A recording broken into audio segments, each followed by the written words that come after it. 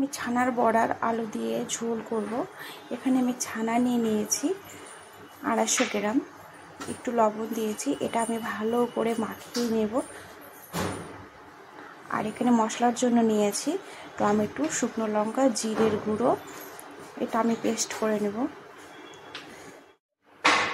ভালো করে মাখিয়ে নিতে হবে ছানাটা। এই দেখো বন্ধুরা, আমার মাখানোটা কত সুন্দর হয়েছে। এই পর্যায়ে মাখিয়ে নিতে হবে। এরকম লাল লাল করে ভেজে নিতে হবে ছানার বড়াটা। এখন আলুটা আমি ভেজে নেব। এইরকম আলুটা লাল লাল করে ভেজে নিতে হবে। মশলাটা দিয়ে দিলাম, মশলাটা ভালো করে কষিয়ে নেব। দিলাম লবণ আর হলুদ, এটা এখন ভালো করে কষিয়ে নেব। এই দেখো বন্ধুরা, কত সুন্দর কষে গেছে, তেল ছেড়ে দিয়েছে। এখন আমি জল দিয়ে দেবো।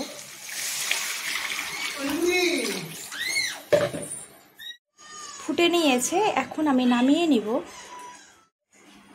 এখন আমি ফোড়ন দিয়ে দেবো। ফোড়নের জন্য তেজপাতা আর একটা শুকনো লঙ্কা দিয়ে দিয়েছি। দিয়ে দেবো তেল।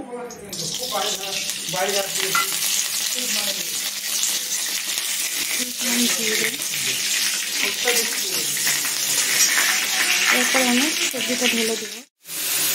সাম্বড়া করে দিলাম।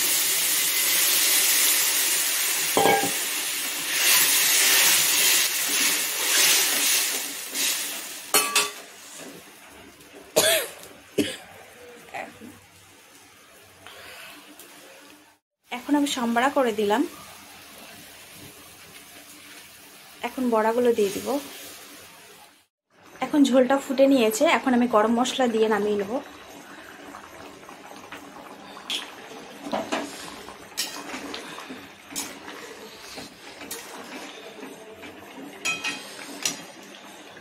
এই দেখো বন্ধুরা, আমার হয়ে গেছে আলু দিয়ে ছানার বড়ার ঝোল। নিরামিষ করেছি।